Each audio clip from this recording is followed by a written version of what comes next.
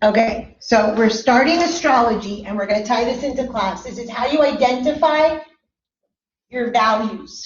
Okay, so just like I said, your values never change. You have to integrate them. You have to bring them to a higher level of consciousness. You have to know your values.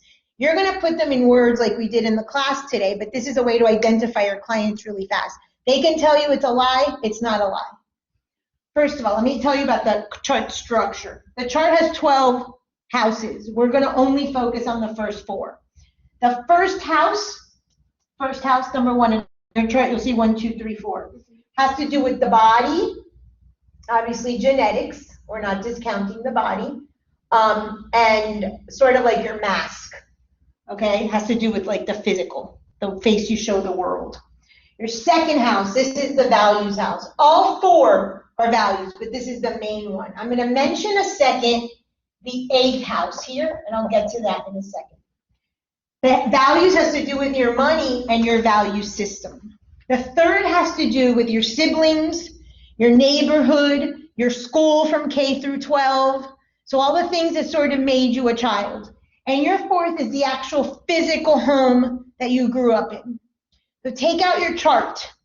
In order to know the values, I'm going to give you all 4, but I'm going to give you the focal point, which is the second. First of all, anytime you do astrology, what I want you to start thinking, because we are living symbolically and intuitively, I want you to look at your chart and get a vibe or a feeling about what the chart's saying. Today, we're just going to concentrate on the 4 houses because we're working on the value system. So look at what you have in the 4th. Are they empty or do they look empty? Nothing's ever empty. Are they packed? Do they have a couple of things? So when you look at a chart for your client, before you look at and go to the teachings, I want you to get a vibe, a feeling. Wow, like I looked at your chart, you have everything on the right side. That tells me something. That's not today's class. But look at the cluster of what's happening. So I know in my chart, I've got Black Moon, I've got Neptune, I've got Mars, I've got Jupiter, I've got my North Node, I've got Venus, and I've got Mercury, the Sun, and Chiron. So if you see my chart, you're going to see all this. Does this look like a lot? 1, 2, 3, 4, 5, 6, 7, 8, 9 planets? Oh. That's a lot. I mean, you're not looking at my chart physically, but that's a lot. The chart is broken up into 3 sectors. This is called the personal sector. This is what we're working on today. The first 4 houses. This is your upbringing, your childhood, your body, your beliefs, what you learned about money, what you learned about treating other people, what you learned about having a home. All of your values are in the personal sector. The first 4 houses, whether you have a lot going on in there or not, are super important for the work we're doing because we're all about conception to 0 to 7. That's where you're going to get the story. This tells me about the birth. This tells me about your values that your parents gave you. This, of course, is your schooling, so your logic, rational teachings, and then your home life. That's also your inner space. This is called the personal. This here is more of a relationship. We'll do that next time if you want. And then over here, we have what's called the universal sector. So look at your chart, just visually. Do you have more planets in the personal, the relationship, or the universal? 1, 2, 3, 4. 1, 2, 3, 4, 5, 6, 7, 8, 9, 10, 11, 12. I don't have It's kind of like 8. Yeah, it's angled. Okay, to me, you look all relationship. You have everything between the 5th and the 8th house. Also, everything's in the 5th house. It's all I think you relationship. said we're only doing the first 4. We are, but I just want you to intuitively look at the chart. Oh, no, I that I know it's everywhere packed. Okay, But so what- before you do anything with any chart, I want you to just look at it and go, wow, this person's really a personal person, this person's really relationship person, or this person's really universal. That's going to give you the first thread and taste of their value system. For me, it's personal. I think I told you this before. My ex-husband's like, you don't have a social justice platform. Yeah, I do. It's called one-on-one with my client. I'm very personal. I am the product in my business. I can't take myself out of it. Relationship people are going to be all about community building, relationship building, obviously romantic partners, and universal people are going to be the larger cause. One of my best friends is all universal. She's adopted children. She's a philanthropist. She takes all the kids in her neighborhood for dental care. She is environmental friendly. She recycles. Her focal point is more global. This is the first place where you get a value system from that person. That does not change.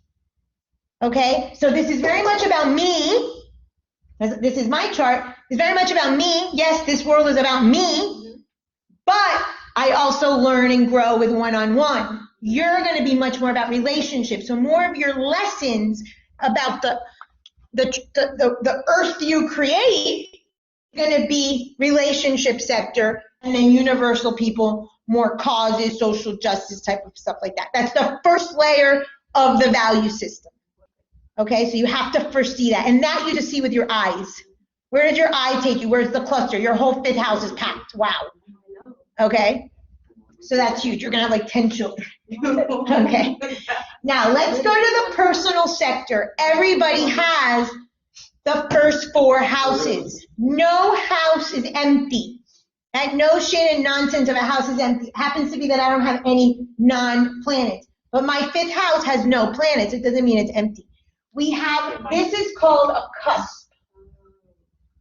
Oh, that's right. Wait. This is the cusp of the 2nd. This is the cusp of the 3rd. This is what we're looking at today. This is the cusp of the 4th. The cusp of the 1st is where you get your values about your body, about the way you're supposed to live in the world, and your personality. What do you have on your cusp? I can tell each of you. Victor, you have Gemini. We'll get to that. Can I take a picture? Keisha, you have Virgo. And Sam, you have Sag, like me. Oh, I looked at my relationship. So what is that? This is going to be your viewpoint about your body. This is going to be your value system around the way you live in the world. However, the ascendant, even though it's the mask you wear, is not fully integrated. Mine is like Sam's Sagittarius. Sagittarius is a fun sign. How did I integrate it? Through wisdom, because it also rules spirituality and higher education, and hence I'm a university instructor. But I have trouble with fun and parties. I've never gotten drunk. So your ascendant is something you have to work on becoming. You use it in some areas of your life, but there's a judgment there, okay? The second is the first, and not the first, the most important house with your values, this cusp. So you have Gemini, that means you have it on the Cancer. Super, super important, I know. You're like me, you have Aquarius. And you're Virgo, so you have Libra. Okay, that's the sign today we're going to focus on. Now, first let me tell you about the axis. Every house has an opposite house. 1, 7, 2, 8, 3, 9. This is called an axis. The 2, 8 axis. They're talking to each other. Yes, it has to do with values. Everything you want to know about the person's values and the person's money, what they want financially, what they want other people to provide financially. I had a girl the other night, I said, if someone tries to give you money, hell if you're going to be a kept woman. She should, as per the chart, but she rejects it. We can see that in the chart. That's the specificity of value system that we can see. We're going to cover 2-8 general. I'm just going to give you a little myth because I always do. Jesus died on the 2-8. Okay? There were 3 crosses when Jesus died. 3 crosses in astrology are the cardinal, the fixed, and the mutable. Jesus was a metaphysician. Jesus was an astrologer, like all the other saviors or gods that we read about in every spiritual text. You just don't know how to read the Bible that way, so you don't know. 1 thief died on the cardinal. 1 thief died on the mutable. Jesus died on the fixed. The reason is that Jesus exchanged his values. There is a famous line in the Bible that says, Give Caesar's what is Caesar's. Give God what is God's. They thought that Jesus wanted to take the money, the tax collecting money, from Caesar. He's like, no. He goes, you pay your taxes. Money. But then give God, and I'll get to that, what's God's. The 2-8 axis is the axis of the value system. There's a very, very famous tarot card that speaks about an exchange in values. It's called the Hanged Man. You can Google it. It is the only card in the tarot that when thrown wrong side up is better. Every card, when you throw the tarot, you want to throw it direct. If you throw it backwards, the reader's going to say, ooh, this is stuck energy. The only card in the tarot that you want to get right side up is the Hanged Man, because it means that you've exchanged your values. So I'm going to tell you a little myth, and I'm going to go back to this in a second. The 2-8 represents Taurus and represents Scorpio. Okay? Do not get hung up on the signs Taurus and Scorpio and that they're better and that they're Jesus. I'm going to explain all that to you in a minute. Let me take you to a myth. Do you guys know in Greece, Athens? Okay. Athens, Greece had a fight for the name. Neptune, that I have here is the innocent, this guy, rules spirituality, Pisces. Athena is Aries, or war, conflict. That's Mars that I have here. And I have that as the creator. Athena and Neptune went to the people of Greece, it wasn't Athens back then, and they each promised them a gift. And they said, if you pick me, Athena says, I'm going to give you financial riches. And Neptune, being Pisces, says, if you pick me and name your city after me, I'm going to give you spiritual riches. Hold on. Which one won? What's the city? Athens. Who won? Spiritual. No. Athena. It's called Athens after Athena. Athena won.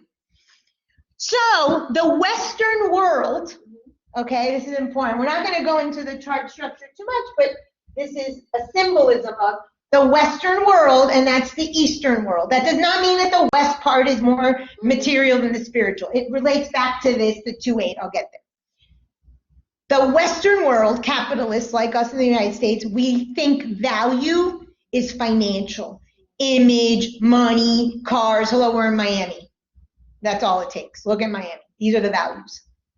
The Eastern world, Hinduism, Buddhism, all these Eastern philosophies, they value the spirit, they value more sort of spiritual teachings more than the material. That does not mean that we don't value spiritual and they don't value material. We're talking symbolically in the myth, okay? And because most of the teachings I teach are Greek-based, we have to understand that we're Western tradition. We all grew up in the Western world, and that's our mindset. Those are our values, whether we want to believe them or not. So in our culture, just for us, we need to make an exchange of values from the material to the spiritual. Jesus was God, spirit, in the material, the body, right? What happened when Jesus died and was crucified on the cross? What did he bury? He buried his body. He buried his body. Earth element, money. Second house, money. Your person's value, your client's values around money and their value system, all in the second house, specifically the cusp. You Cancer, you Libra, and you Aquarius. So they count the house as the cusp, like yes, forget the planets for a minute. Doesn't matter if you have or not have. Everyone has a cusp. The other day you text me, no cusp. Yeah, you have a cusp. Everybody does. The cusp is like the title of the house. Exactly. The sign that rules the house. That's the sign that rules that person's mind about, I keep saying Aquarius, it's Capricorn. I don't know why I keep saying Aquarius. Yeah, I saw it. It tells you. I don't know why I said that, because I know I have Aquarius and Capricorn, but it's Capricorn. Your values are ruled by Capricorn. Your values, as I know for sure, are ruled by Cancer. I'll tell you in a minute what that means. And your values are ruled by Libra. Okay? That's your value system. That ain't changing. But let me finish with the story. Jesus takes his body, exchanges the body, the material, the money, that value system, the Western Athena value system, and what does he become? He becomes spirit. He becomes spirit, the 8th house.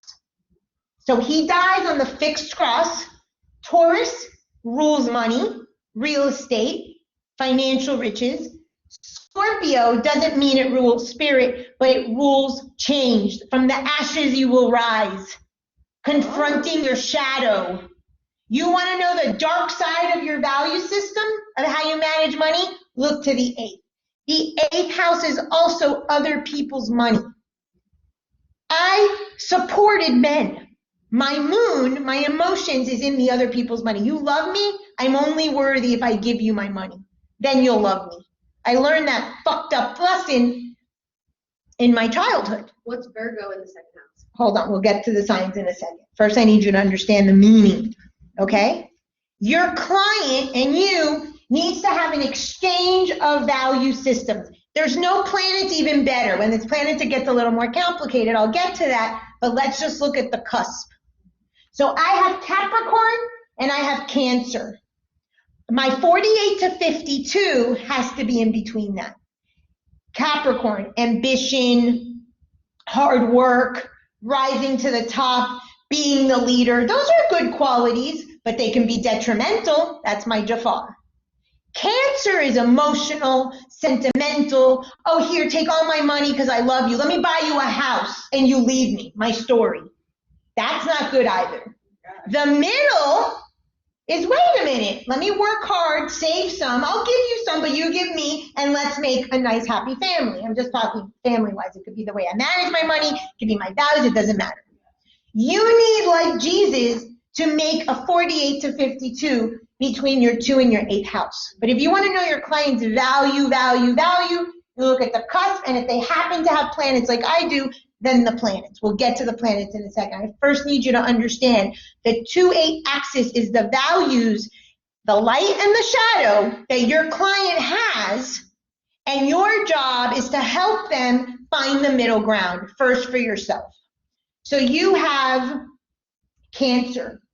Your value has to do with the past, the emotion, moon, women, your mother, the house, all things. You have to go to my moon thing because it's so for you. And I knew it, but now I know more. Esa mojonería, ese sentimentalismo, te lo vas a quitar conmigo bien quitado. Because that is not going to get you shit. Because I have that on the other side. I know it well, and I have really screwed myself. You need to have emotion and care about the other. But you can't put the other first. But your mother was a very strong figure in your life. Cancer rules the mother, the moon. But what happens is the sign on the second keeps you in child.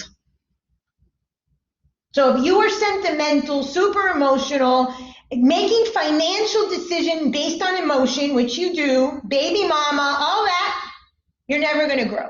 You stay in child. Funny enough, I have the opposite sign, which is Capricorn. Me, hard work, working hard, ambitious, keeps me in child. We have to understand the conundrums of the psyche. I didn't know how else to do it. So I have to be a little bit more childlike and say, no, mine. What's in your 8th house? What did you say? Cancer. Oh. The opposite sign of your cusp on your second has to be the opposite sign. Yes, that's of course. So we have the same Sag ascendant. We have to have the same cusps. Oh, that's funny. Yeah, so we'll have the same sort of values. We will have differences because of the placements of the planets. So you're like me, I just spoke to that. So all that hard work, not being able to say no to your boss, work, excessive, you're staying in child. You've got to find a middle ground. I've been at home. Perfect. You have Libra? Yeah. Libra's going to be very Venus, image, beauty, nice things, flowers, comfort, sugar, buying yourself beautiful things to feel good, pampering yourself at the spa. She's like, that keeps you in child. These are not bad things. Hard work isn't bad. Sentimental, emotional, taking care of your mother, the mother of your child isn't bad. Do not misinterpret, please. It goes back to the values. If you're too top heavy or bottom heavy in the chart, if you have too many planets in one sector, you have to balance the other sector. It's 0 to 100. Find the middle. Venus, Libra, is Aries. You have to find the middle. Cancer is Capricorn. My model for you would be perfect because this is child adult. I have it reversed. And you're like me. Okay? So the cusp is going to tell you the main value. This is inevitably going to be tied into the way someone spends money. Where you spend money, what you spend money on, who you spend money on tells me your value system. So it's the past, it's the mother, it's the women, it's the children, it's sentimentalism, it's emotional spending of money. ¿Y tú qué? Void! Void for real. That's Not the way it void. works. Every story goes back to it. I don't know how else to say. I'm giving you all the language. Us, adult, grown up, funny enough, it's Capricorn. I set boundaries, I have limitations, I don't have Earth, but I have a hell of a Capricorn. So I do show up like an adult and Earth, but that's my child. So when I'm work, I have to stop myself. I have to stop myself and say, no, you're overcompensating for low self-worth. I wrote 4 books this year. It's only March. Come on now. Come on now. That's not good. There's no balance. But we're gonna love it. I know, but I'm saying I have to recognize it's out of balance. So you can't say good or bad. That's the thing. Values and values and values and judgments and judgments and judgments are not universal truths. They're your philosophy. What you got from childhood has nothing to do with truth. That's why having wars about religion and concepts and communism and capital is ridiculous, man. It's all values and judgments. Yes, keep to your philosophy of life. Have your rule book. You need it. You're holding yourself to it anyway, whether you know it or not. How do I know that about you? Because it's on your chart. Your 3rd house has to do with your thoughts, and the 4th has to do with your family. We'll get deeper into that, but I want to focus on the 2nd mostly. You have to understand that why Jesus was born or died on the 2nd cross is because this is the cross of the values. And Jesus taught us, mainly came to teach us, like Athena and Neptune, exchange your values. Give Caesar's what is Caesar's. Pay your bills, put your limitations, have boundaries. This idea that Christians don't know boundaries, that's why when I recommend that book called Boundaries, it's a Christian philosophy book. Because people have distorted that love thy neighbor and they forgot as thyself. Exactly. Come on now. You're not about to try me and I come here. Exactly. You have no energy, like the beginning of that book. I really like that book. It's called Boundaries, has a big pencil on it, and it's about Christian philosophy. But they talk about boundaries. Jesus didn't sit there and preach that you don't take care of yourself. Of course you have to take care of yourself first. Look at what Jesus did with the disciples. Jesus spread the teachings, but they fell asleep. One violated him, denied him, and he kept going. You can bring the horse to water, you can't make them drink. That's why I say you don't do anything to your client. It's about you. Worry about you, and others will change as much as they are able to. That is not your job. That's their free will. But Jesus is saying, exchange your values. The answer is the 48 to 52, the middle between the 2 signs. One of the ways is that you can actually go to the middle of the 2 signs. For Victor, Cancer, Capricorn, the middle is Libra.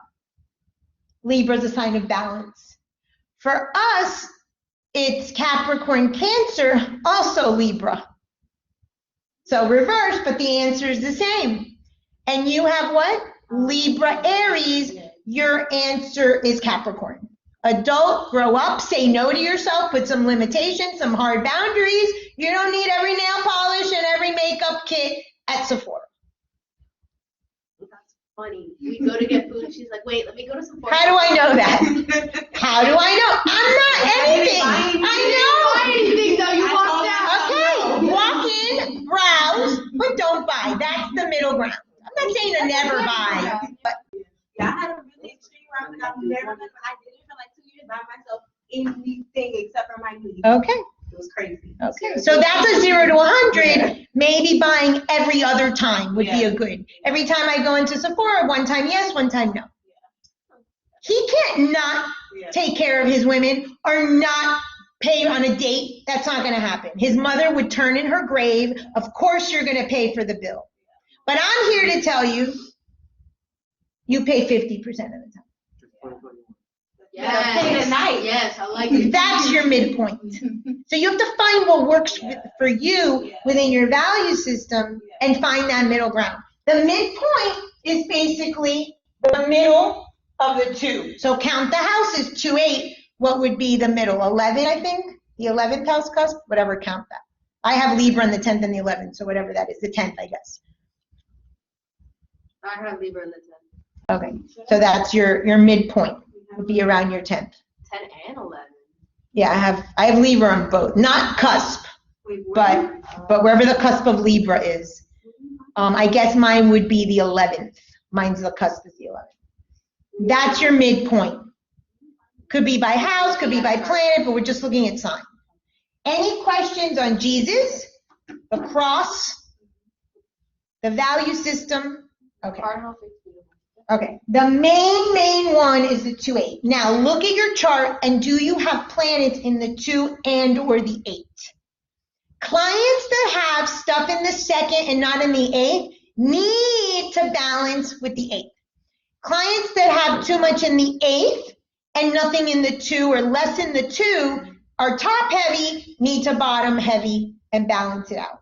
I have two in the, if I'm looking at it, I have 2 in the 2nd and 2 in the 8th. Okay, let me check. Hold on. Me too. I have a pretty balanced 2-8 house. Now, if you have planets in the 2-8, sorry, this is going to be an important lesson for you. Everybody has values, but not everybody has planets in the 2-8. If now you have planets, that adds another added extra layer of values. That's going to be supremely important for every client, but especially a client. Okay, Victor, you have nothing in the 2, but your 8 is packed. Of course, the 2 is the personal sector. His money, his values, but he's void on his birth certificate. So his 8 is the other person's money. It's in the relationship sector. He's going to pay for other people more than for himself. He has a top heavy, what I call a top heavy chart. Yeah, you got a lot in there. Ooh, you got to work that. I think me and Keisha have 2. Keisha has 2 in her 2nd, nothing in her 8. Doesn't mean she doesn't care about other people, and I'm not going to go through every planet, but we'll learn this as we do class. You have a lot of emphasis on your money and your wound, because you got Chiron, your wound around your money, which, if you have a lot going on in your 2nd, has to do with your self-worth. The planets in your 2nd house speak at how you think, not true, you will achieve self-worth. I have Mars, I work, I move, I am impulsive, I'm this, I create, blah, I fight, I argue. It's bullshit. It's bullshit. But that's the way I learned that in order to be worth something and valuable to the world, I better be. You have a wound in there. So you've got to see your self-worth. You should listen to my podcast that's called Mind Your Plec, Know Your Place, Know Your Price. 2nd house people, it's called Mistress of the Subconscious on Spotify. Okay, Sam, I think I have 2. you've got 2 and 2, yeah, because the Wheel of Fortune doesn't count. You've got 2 and 2. Now your 2nd house is heavier than your 8th house in terms of quality of planets, but that's another class. Let's just go back to the importance of the planets. Okay, what? No, that's No, not. Mistress of the Subconscious has a little brain. It says double barrel blowjob. Yeah, I know. There's so many sex podcasts with the word mistress. I know. When I go on Spotify and put mistress, it's like all these sex. I don't know how people find me, but whatever. I have an of the subconscious. The episode Mind Your Plec. Mind Your Plec is I got this when I was in Amsterdam We were in the airport and there was a big circle and it said, mind your plec. So my girlfriend, I asked her and she's like, oh, it kind of means like mind your things. But it literally translates as mind your place. So I named the episode, Know Your Place, Know Your Price, second house. You know your value, you know what to charge someone for services, for instance. I work with a lot of people that try to do my kind of work and they don't know what to charge for services. Self-worth and your value of your services are linked. Know your price, know your place. When you know what you're worth, you will not have that trouble. Most people have that trouble because they struggle with putting a price on their services. It has to do with your value. The way you manage money, the way you spend money, what you spend money on. Mars is masculine energy. I spent money on men.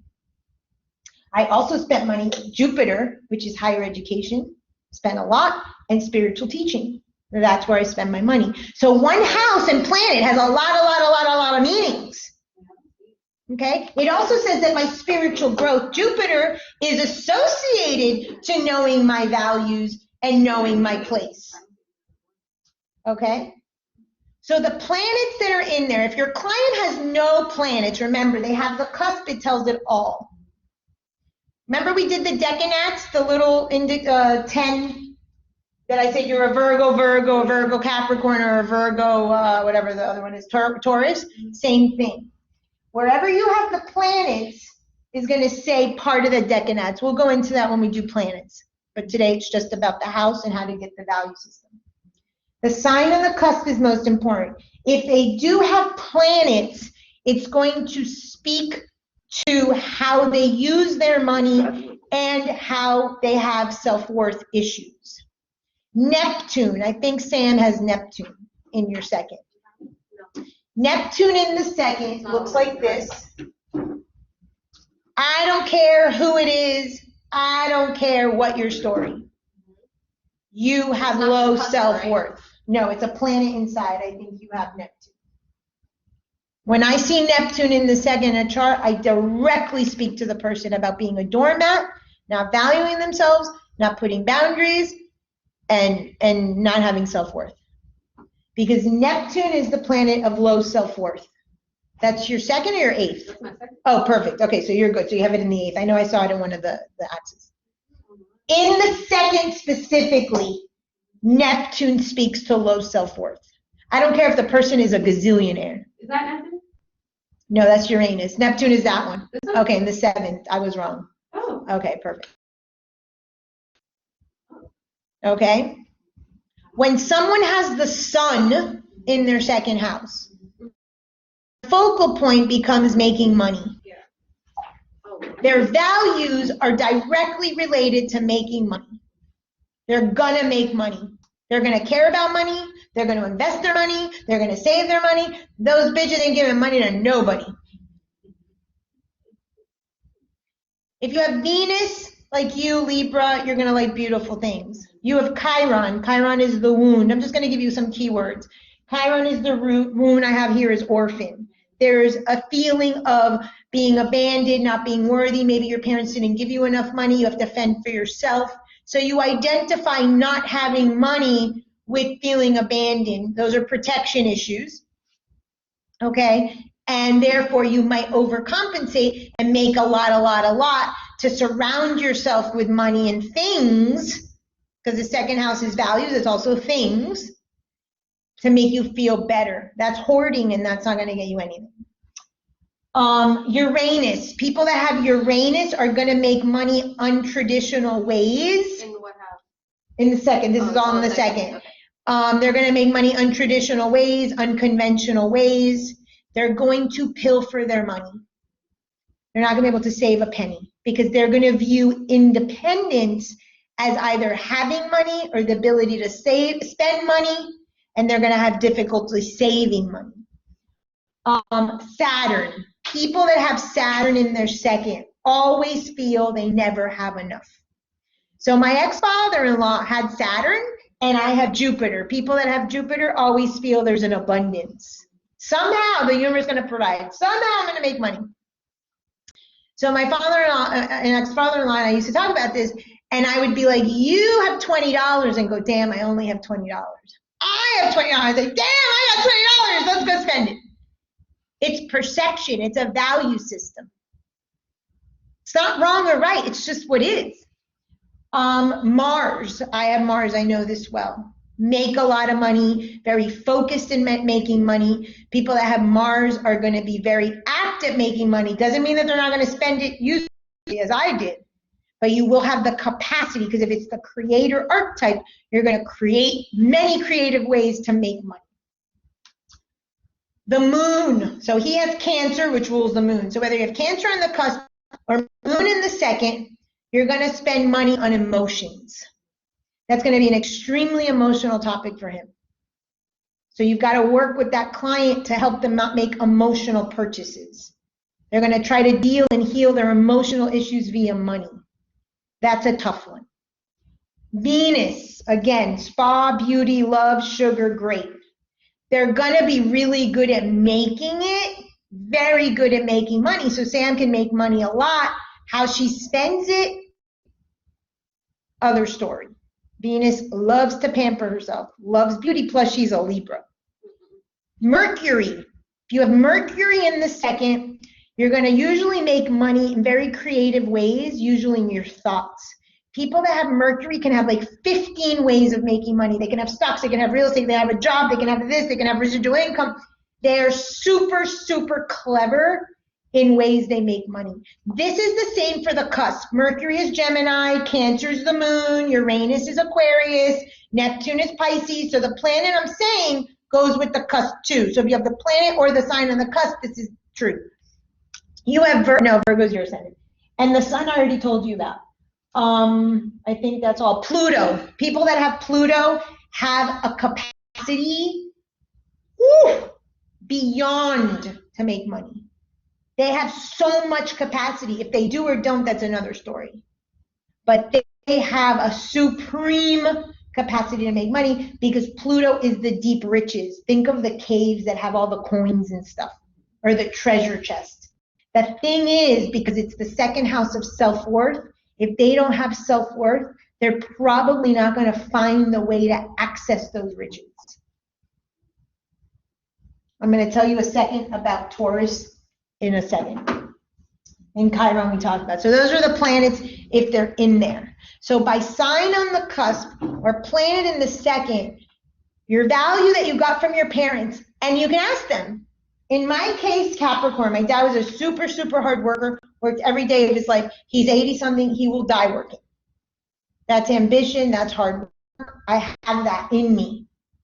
Mars, he's quick, he's clever. My father can make, money underneath a rock. Like, he just has that capacity, and I inherited that from him. That was a value system I bought into the moment of conception. It is a good one, but I've used it wrong because of my eighth. You've got to balance the second and the eighth. So Emmanuel bugs me about me paying for my kids and everything. I've got moon in my eighth. Of course, I'm going to pay for my kids until the day I can. It's other people's money. It's also who I spend money on. My children are first and foremost. But that's my story, so I have to go to the middle ground. You have to go to the 48 to 52. But my 0 to 100 is my 0 to 100. You can't pretend that the person isn't living out their 0 to 100. You all are. So if you have planets in the eighth, it can balance the energy a bit, or it just means this is another way that you're not going to value yourself, where you're going to spend your money, where you're going to give. However, the eighth house is also how you make money. Other people's money, business partnerships, taxes, and other people. Inheritance is in the eighth. So I could inherit doubtfully. In the moon, my mother can maybe leave me something. I think it's jewels, because she's a lot of Venus and stuff, and she's got a lot of jewelry. So there's a possibility for me to make money via women, my daughter, my sister, my mother, friends, people that are Cancers, example. Okay, Jupiter in the eighth, you'll usually get an inheritance. All three of my kids have an inheritance. I used to say it would be their father. Now I'm thinking it might be me. I don't know. Pluto in Spirit dog. Isn't Pluto in the eighth divorce? No, Pluto in the 7th could be divorce or widow, like Saturn. I remember you said that. Yeah. Pluto in the 8th could be that you're a widow. No, there's no Pluto in the 8th. I just remember you saying Pluto in something meant divorce, and I thought it was 8th. But it was Yeah. So Pluto and Saturn are both death, so they could be. And the Pluto in the 8th, people are very, very psychic, very deep ability to work the shadow or love the dark. But that's another class. So that's your values. Your values direct has to do with the way you make money. That's why I said to you today, what's your job? What's your job? If you're an earth element, there's a value system there of earth, of money, of structure, of building, construction. My friend's a PT. I love money, but I hate PT, and I hate it. Okay, so you have value judgments around money. If you have a judgment about money is the root of all evil, you'll find that there. Neptune would be that because it's a spiritual teaching. Maybe the person is a doormat, doesn't value their money or themselves. They don't have boundaries also. Neptune in the 2nd, I don't have boundaries. I don't value myself enough to put a boundary. I got a spiritual teaching, love thy other, forget myself, and I might pilfer my money because I have some religious teaching that dictates that money is the root of all evil. What does it say in the Bible? A rich man, a camel will pass through the eye of a needle before a rich man goes to heaven. People that grew up with that have to have some sort of Neptune in the 2nd, have difficulty managing money. We almost praise poverty. Oh my God, you're poor. Oh my God, we have to help the poor. I'm not saying that we don't have to help the poor. But there is a teaching, a subconscious thing, possibly ancestral, possibly transcendental, that's not the word I'm looking for, it'll come to me, that transgenerational, that we're honoring with that, like my client with the bladder issues. We do the same thing with money. Funny enough, I was talking to that client this morning, and I know her and her 2 daughters are very, very wealthy.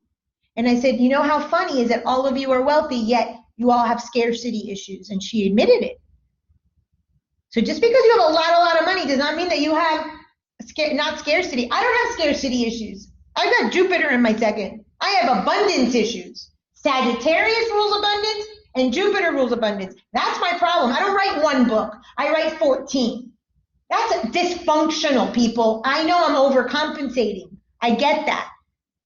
It looks okay because you're putting out product, you can make money. Yeah. It's still out of balance. You got to know that. People that have Saturn in the 2nd tend to have scarcity issues.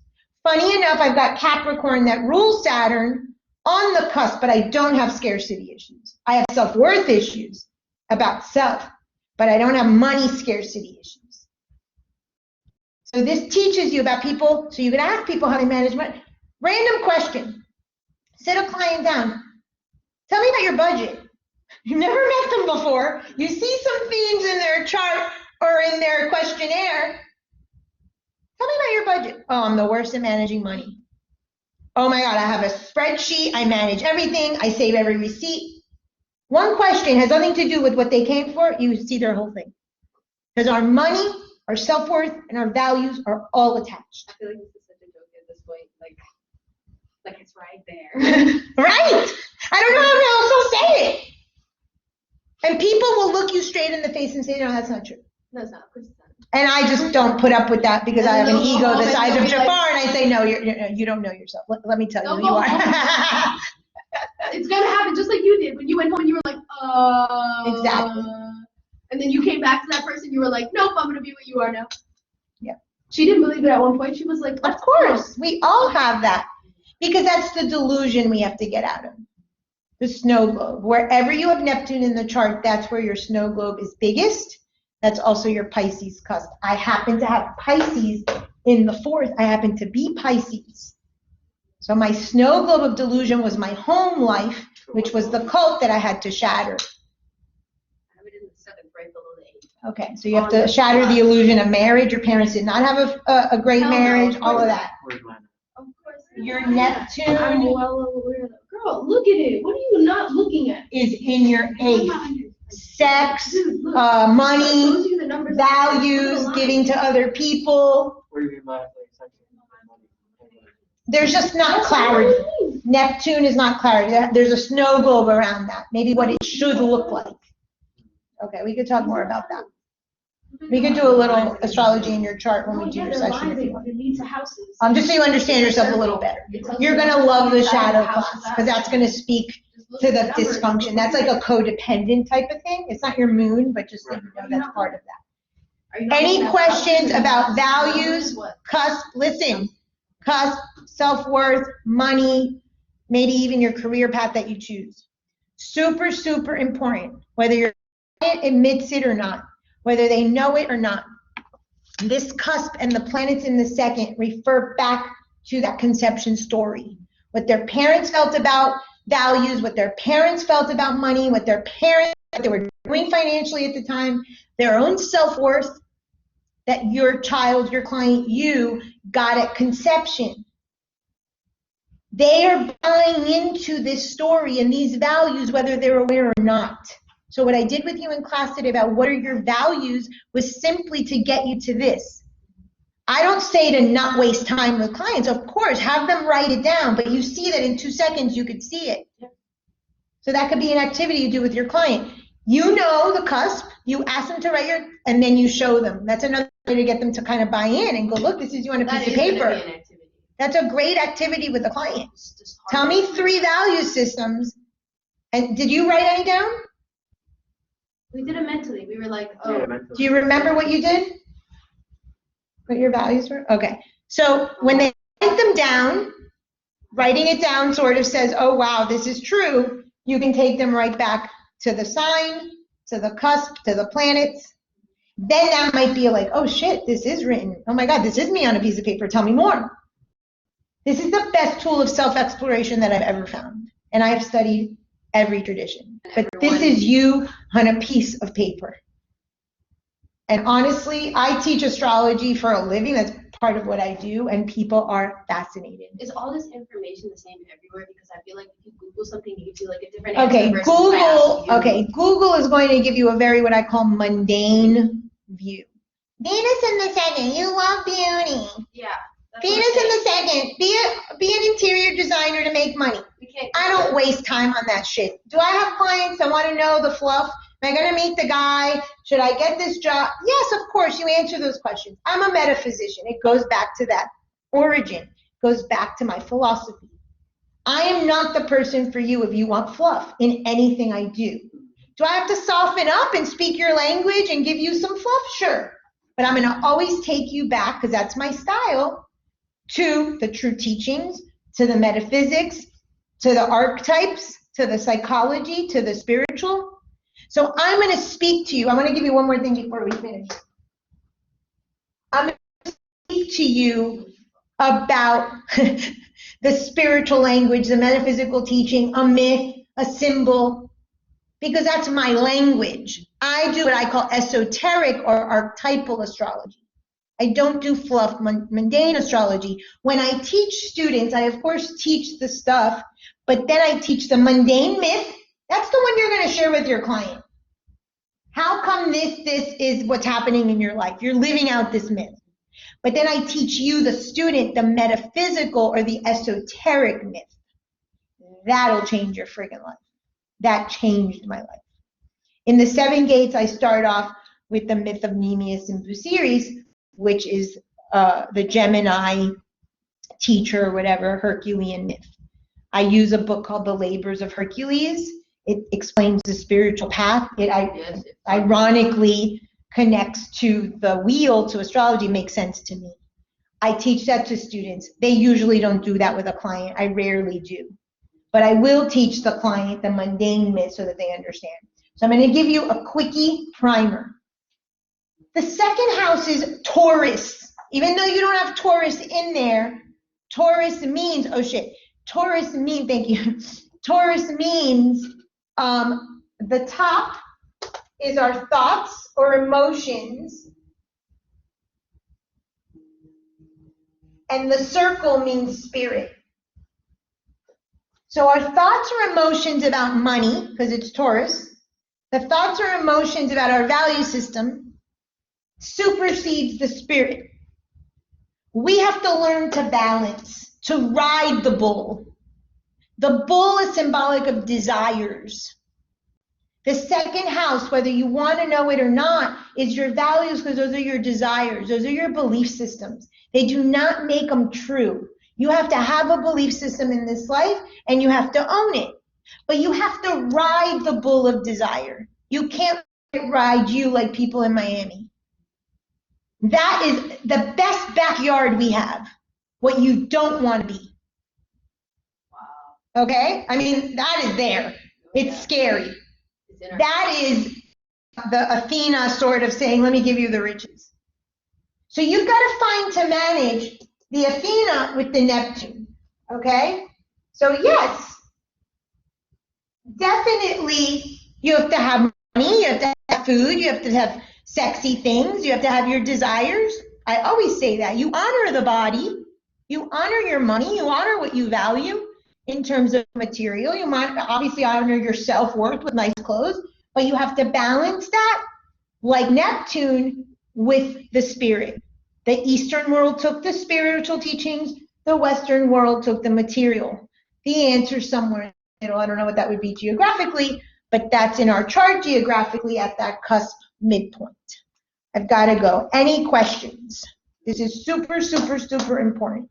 We did 4 houses, and I feel like Yeah, mainly the 2-8 axis, but I wanted to cover. We'll go through all of them so you see how else we get values. We get values about our family, what our home should look like, what our home should be like, about how to manage money, about our brothers and sisters, about our thoughts, all of that. Our body, our health, our genetics, all of that. All of that 0 to 7, even conception in my book, but 0 to 7 is in those 4. For our psychodynamic theory, those are going to be the most important houses. I wish we had Paolo. Do you remember that